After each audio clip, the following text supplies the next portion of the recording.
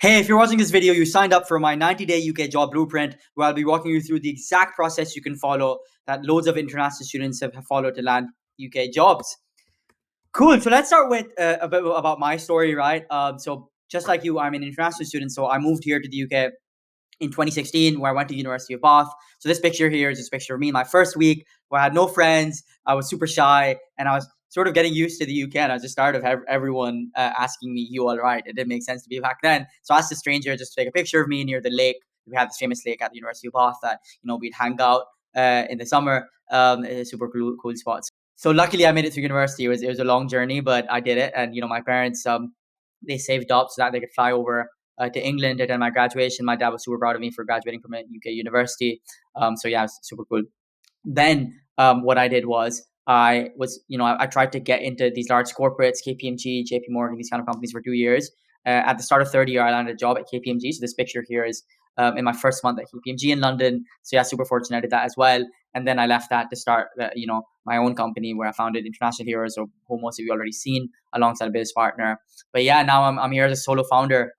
Yeah, literally the goal is to help you, all of you guys, to follow my strategies to land these amazing UK jobs.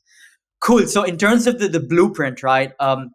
It is a 90-day blueprint, right? And I've broken it down into four very simple steps, right? If you look at it, it's literally you need to source the right jobs which are in your sweet spot. I'll get to that in a bit. Then you optimize your CV in LinkedIn.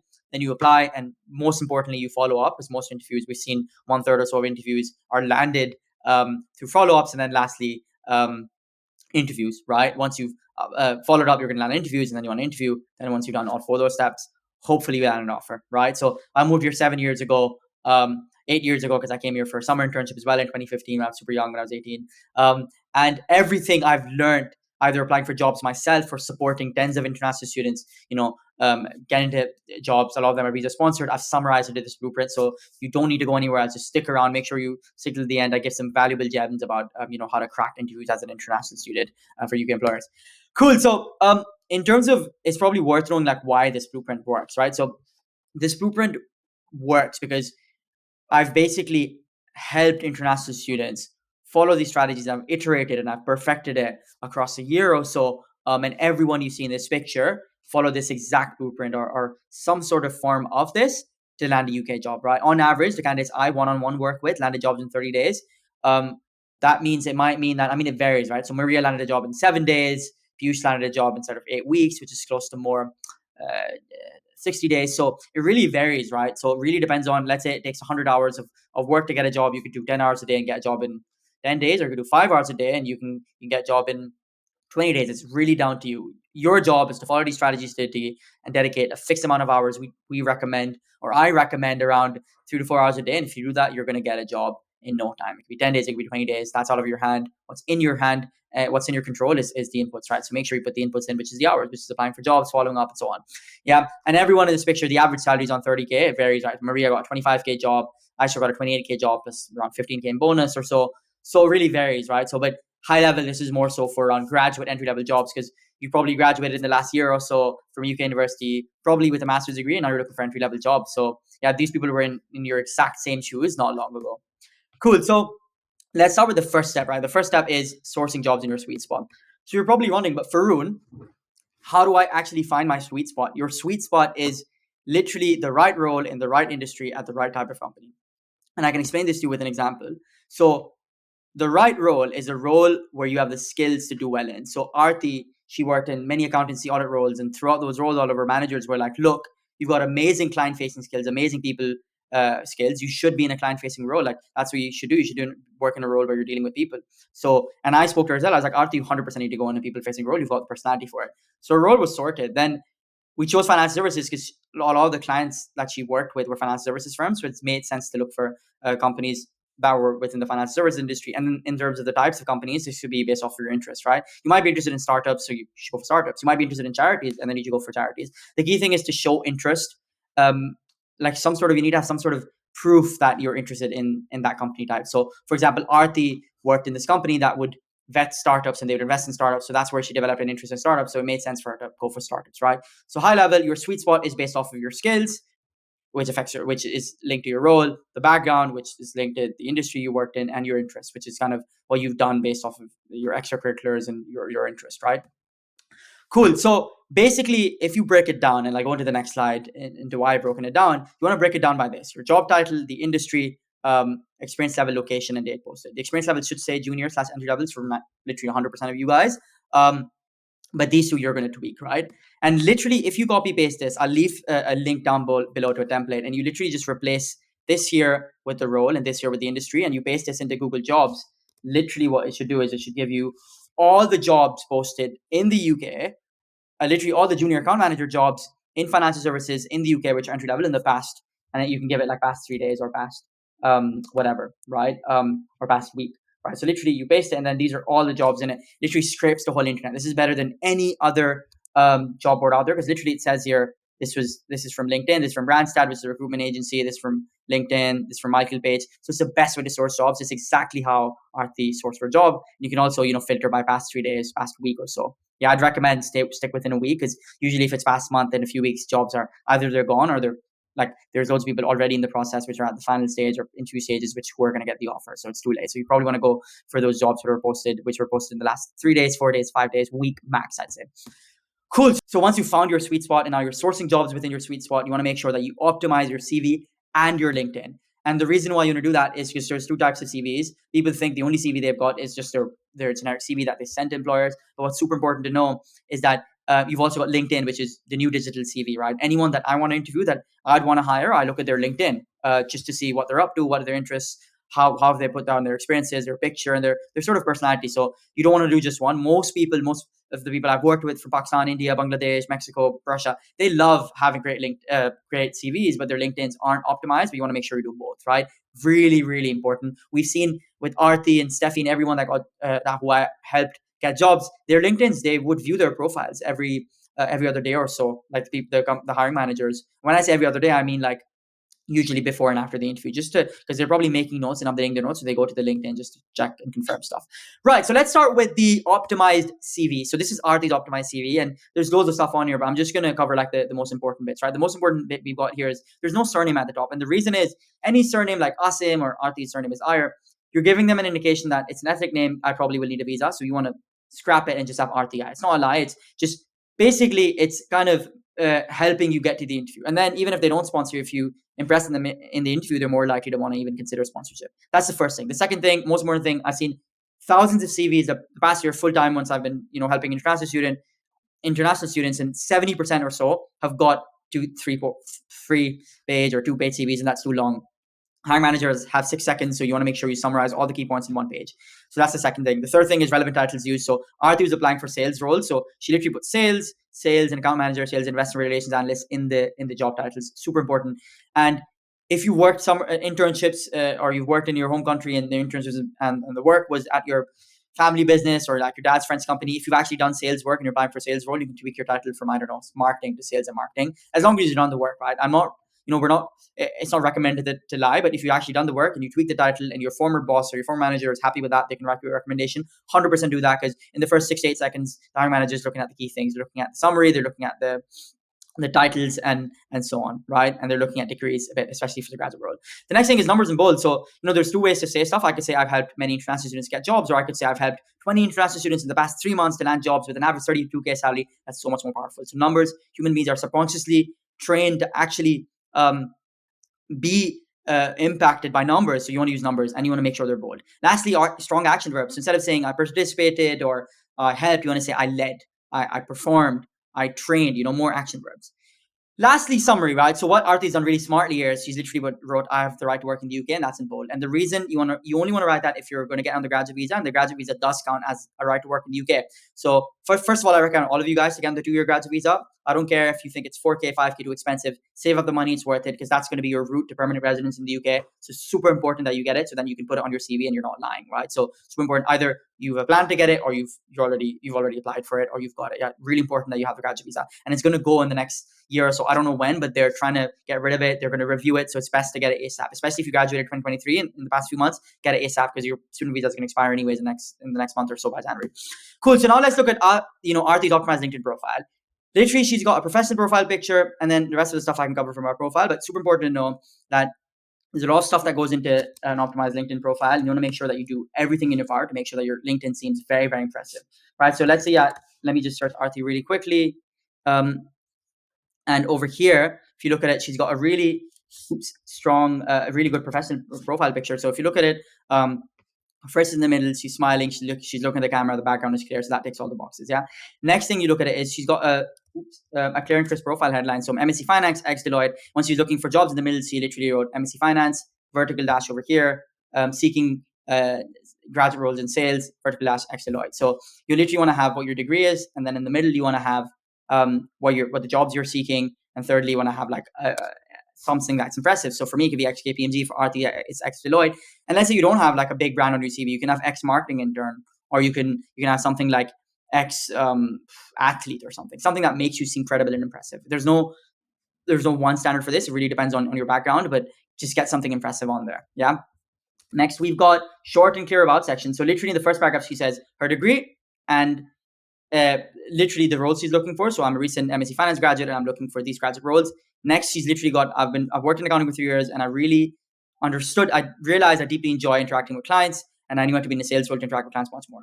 So this literally within less than 50 words or whatever, 70, 80 words, she literally said what her background is, what she's looking for, and why she's looking for sales. It's very important. When you tell someone the reason why you're looking for a role, they're so much more likely to trust you and want to work with you. It's so powerful. So make sure why you're looking, you literally write down in the second paragraph why you're passionate about sales, why you're passionate about the role you're looking for. So Elisa over here, who I worked with a few months ago, who landed 2 jobs, legal jobs, literally in the second paragraph wrote something really great I was looking at today.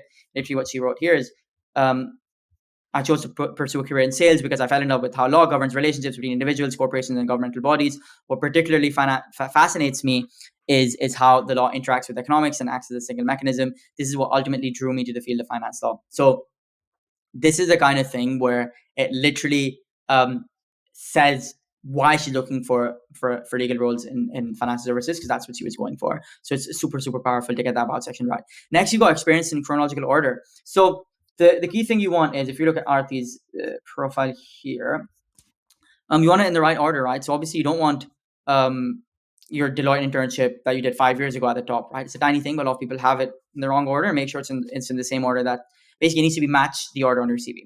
Next, education is perfectly laid out. So make sure that your UK degrees at the top. I've seen so many LinkedIn's with their Pakistani or Indian or their home country degree at top, and although it's great, it's not as relevant as your UK degree. You spent 50, 100K on a UK degree. Make sure it's at the top, right?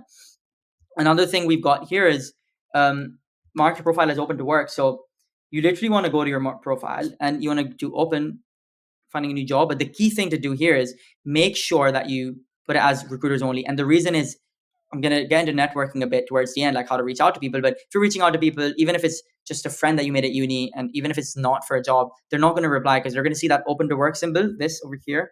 And that just screams that you're there to just ask them for a referral or whatever, and they're not going to want to help you. So make sure you only make it visible to recruiters, because recruiters, those are the people who need to see anyways. Next, you got cleaner URL. So you literally want to make sure that URL doesn't have numbers. I've seen so many URLs with, for example, it might be Farhoon Asim 9352, whatever. That doesn't look nice. So make sure once on your profile, you click on this pencil icon.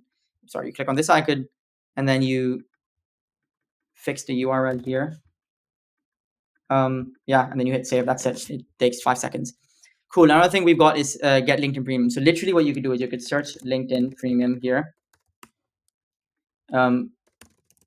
Free. Sorry, you could search LinkedIn Premium free.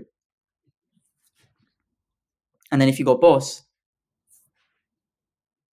there's literally going to be, within the past 24 hours, there's people that are giving it away for free. Literally just do what they say, message them, comment on their posts, follow them.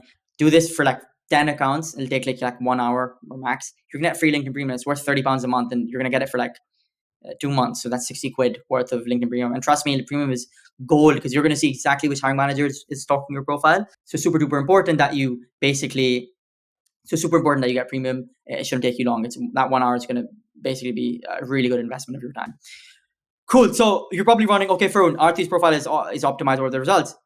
I mean, these are rough results, but she got so much more response rates. She reached out to so many people. There's so many screenshots of her on Slack or whatever that I've posted that She literally reached out to hiring managers and people at companies that they would jump on calls with her and give her the exact golden advice. And she got to like 3 final stages, and she recently got an offer, I think 2 weeks ago. So that's one thing. The second thing is more inbound messages. And not only was she getting better responses, she was getting more inbound messages as well. And another thing that counts for an optimized profile, if I were to show you here, is Arti posts a lot as well, and that helps because everyone that would reply to her would say, "Yeah, I loved your LinkedIn. I love your LinkedIn posts. They're really good, and the stories are great." So kind of posts like this, celebrating 3 years on LinkedIn, happy to share. Like it's kind of it's great, right? And there's great engagement as well. 151 likes. So from my experience, she's probably hit like 10 to 15K of impressions there, of views, which is super impressive. Cool. So that's it for our Arti's optimized LinkedIn profile. Next, once you've sourced the right jobs, you've optimized your LinkedIn and CV, now you need to apply and follow up. So super important that you are not just applying, but you're following up in the right way. So the follow-up strategy I recommend is to apply and then follow up once every 5 days until you've done that 5 times, which means at day 25 or so, you're going to give up on an application. And the one thing, everyone in these pictures here, international students from the exact countries you're from, India, Russia, Pakistan, Bangladesh, and so on, these people, literally what they had in common was they were following up once every 5 days. In some instances, like Aisha, she'd follow up once every 3 days. So super important you follow what these people did. They would literally, Aisha would tell me, Farhoon, but like, I don't know, it's going to be annoying. I'm like, I literally would say, no, Aisha, it's not annoying.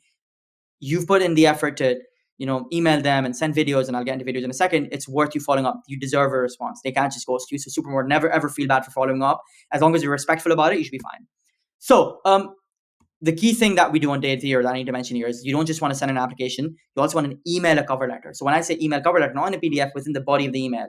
Most people don't have time to open up PDF. You just send it in the email. That's what's worked for literally all of the candidates here, and it's going to work for you as well. So if I were to show you Alisa, this will be the next slide. So this is the cover letter. This is the job description. The cover letter is over here, second one, and here's the job description. Really high level. I can show you, just not to get into too much depth. But she picked like 5 bullet points from here. So one of them is this: minimum 2-1 degree, and then she literally put down, "I've achieved a 2-1 degree, my master's degree from UCL." Secondly, they want someone with attention to detail, and then over here she's got.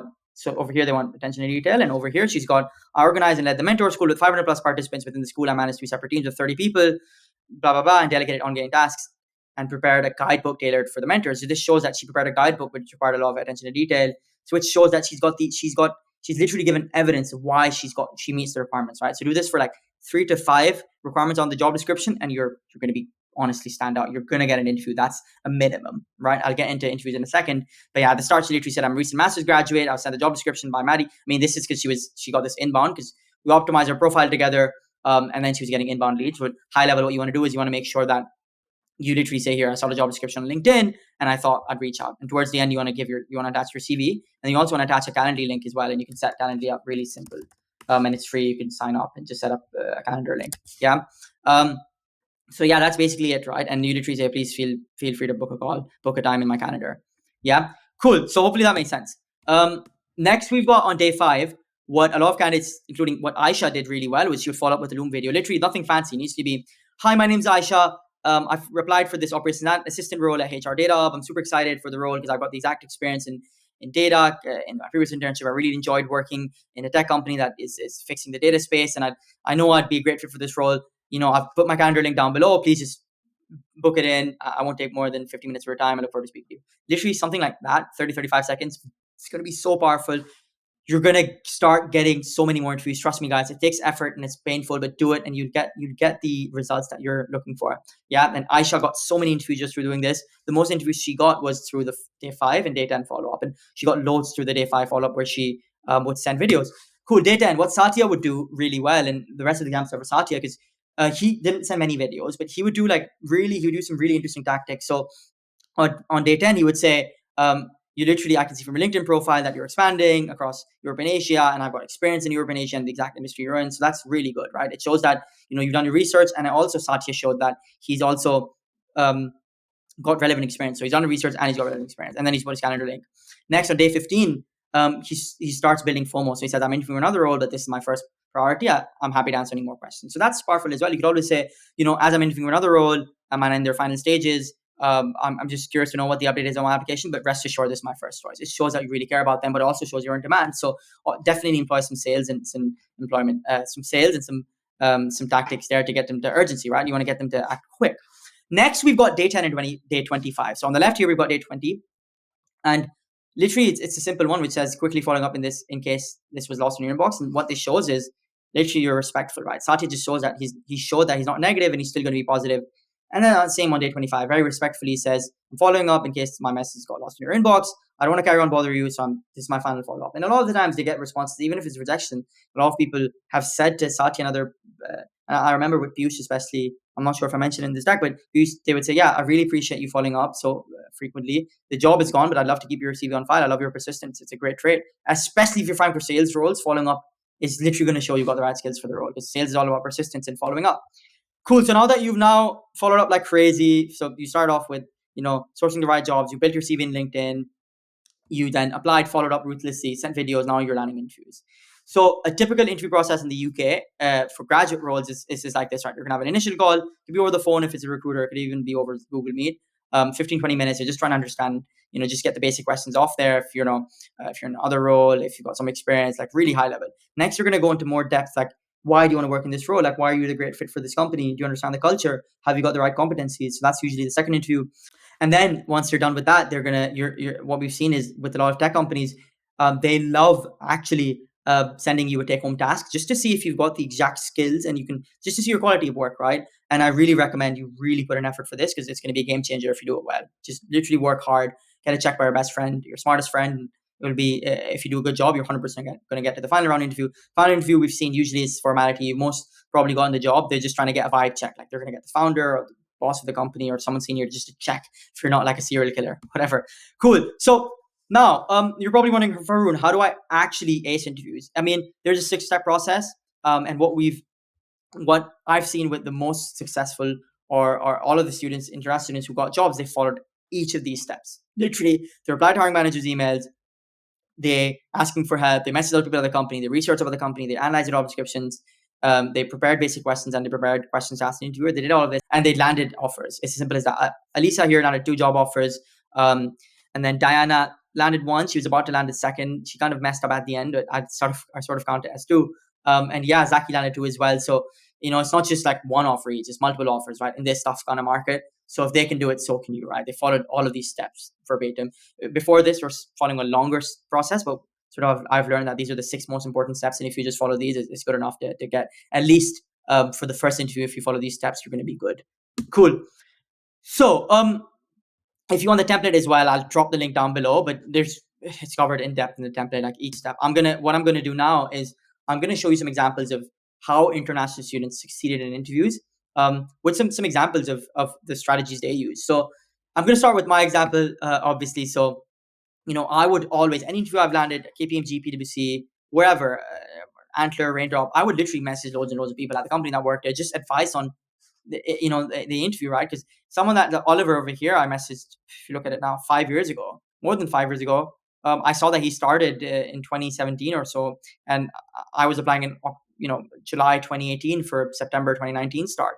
And I thought he probably went through the process. I should 100% speak to him. And I just messaged him literally, I have an audit, I've applied for the audit program and I have a launchpad coming up. Can you provide me tips? And the message wasn't even great. And he replied, and the exact questions he said, what's your 5-year goal? What motivates you? Can you name some reason that audit has been in the news recently? Because I know there was news. And then literally I prepared for all these questions and many more that other people told me. And these exact questions came up and I passed. I got the offer 2 days after the assessment center. Everyone else I was with at the assessment center who I made friends with, and I got them on WhatsApp. Most of them didn't hear back until like 2 weeks or so, because this was like an assessment center a year in advance. So they weren't in a rush, but they gave me an offer ASAP because they were worried that someone else would snap me. It just shows that how powerful it is just to ask people that work at the company for advice. So never ever shy away from asking people for advice. The worst you'll get is not a response, and it doesn't matter anyways. You're not gonna go jail, so might as well try. As long as you're respectful and you're short and sweet with your messages, it's a win-win for you. So the second example I've got is Aisha. So Aisha would 100% always prepare for telling about yourself. And once she would get an interview, she'd be like, I've got to do this, because she would always get asked this in interviews and she never know what to say. And as soon as she started doing this, she started flying through the interviews. She never ever failed any interview. I think she only got to one company's process and she just got the job. So she's just insane how well she did. So in terms of the structure, right? I've broken it down here by how Aisha did it, and it's worked for other candidates as well. You can tweak it a bit. So some people like to follow their format where they introduce themselves, they talk about the first experience, and they mention why they came to the UK. Then they talk about the second experience, because they just follow the chronological order, right? Because the second experience is sometimes in the UK. So you want to think of it like, your undergrad, you did a first job, second job, then you came to the UK, then you did small part-time job and not applying for this role. It's a story, right? So your job is to summarize your story and make them feel like, there's a reason why you're applying for this job. The story needs to be coherent, and needs to make sense. The dots needs to connect. That's what the goal is. So I'm going to just run you through Aisha's elevator pitch. So high level, it looks like this. This is everything she said. It's roughly around 90 seconds, but I'll run you through exactly step by step what she said. So she starts off with an introduction. So for context, she was applying for a sales role in a company in a membership-based company that gets world leaders together. And it's a really private membership. It's $50,000 a year, $60,000 a year, $5,000 a month or so, or I'm not sure what the price is, but she makes sure that she optimized every part of her elevator pitch. So literally at the start, she says, "Hi, my name is Aisha. It's lovely to meet you. I come here my bachelor's in public administration, where I learned a lot about how world leaders make decisions that affect billions of people."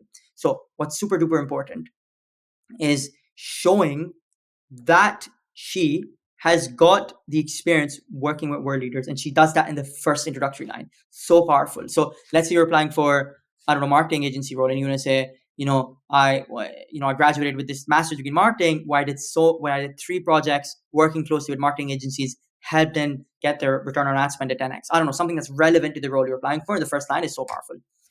Secondly, what she does is the relevant experience. So she jumps into her relevant experience, which is the first experience, and she also mentions her impact/learnings. So you said, during my undergraduate, I secured this internship where I understood how world leaders make decisions. Another thing that she mentions that's relevant. Then she says the impact. I led a team and successfully tendered and negotiated client's contract worth $250K. And that's so powerful. So powerful. So not only does she say her experience, she says the impact she had as well.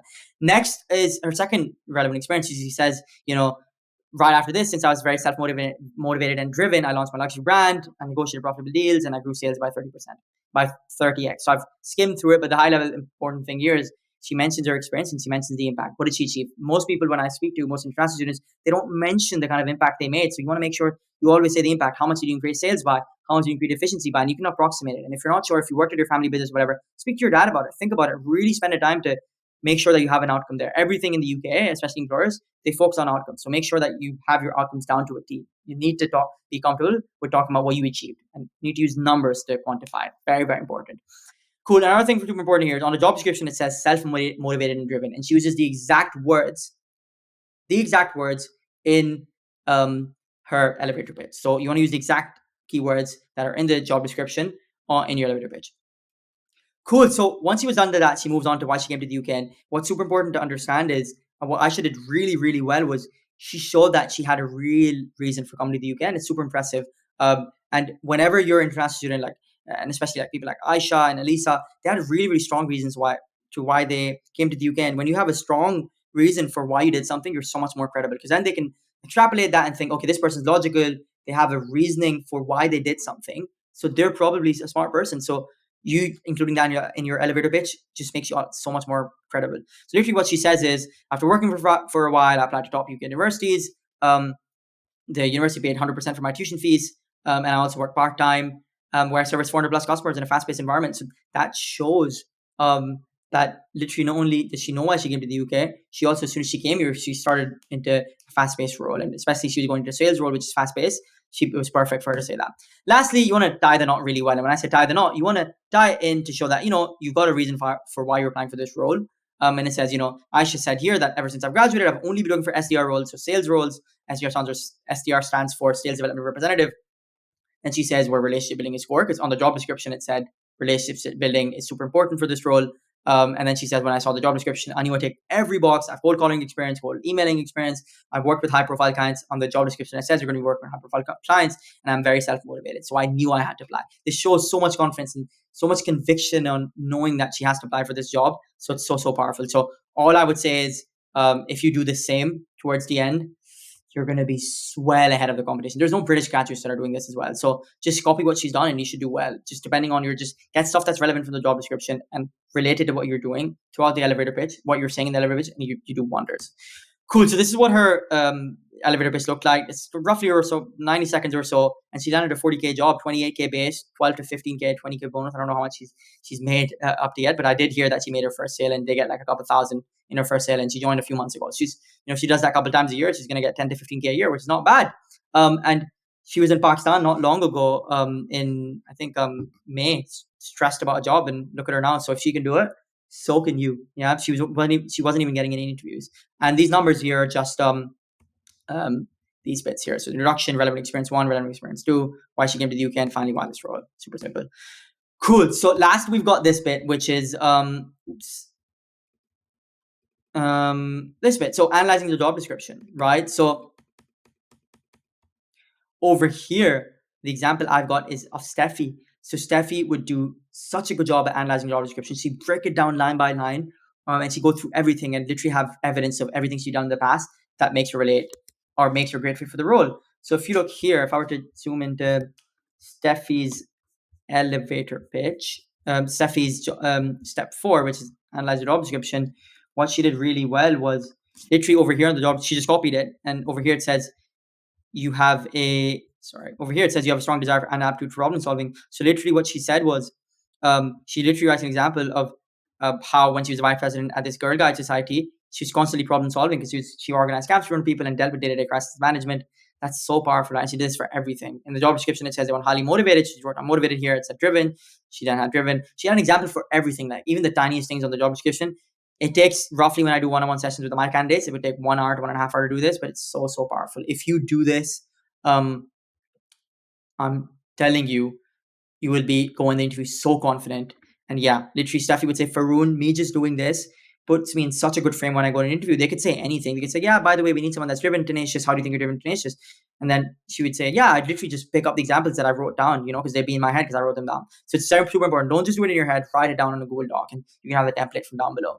Yeah, so that's what she did, very well. And what she did was not only did she put personal and academic examples, she put work related examples as well. So personal academic ones are sort of academic ones are over here for research university. She literally said I lived with a strict routine during university where I worked nights for 3 days a week. But then also I think she worked at Deloitte, and that's work, right? So she's both, right? She did extracurriculars. She put like her sort of personal academic experiences and her work related experiences. Because I understand you're probably going to think Farhoon, but I haven't really got loads and loads of work experience. I've only got these experiences at university or internships. That's fine. You need to make sure that the dots connect and you can relate. As long as you can relate them, you're going to be good. Cool. So that was basically it, guys. Literally, if you think of it, I can go back here. These 4 steps. I've given you all the key takeaways I've learned over the past 8 years, especially the past year full time when I've been helping international students one-on-one get jobs. If you follow it, you can get a job too. So yeah, I hope you're ready to land a job, graduate UK job in the next 90 days. If you need help from my team to literally help you with each of this step from sourcing to interview prep, book a call down below. Either myself or my team will take it, and yeah, we try our best to get you your dream job in 90 days, possibly way faster.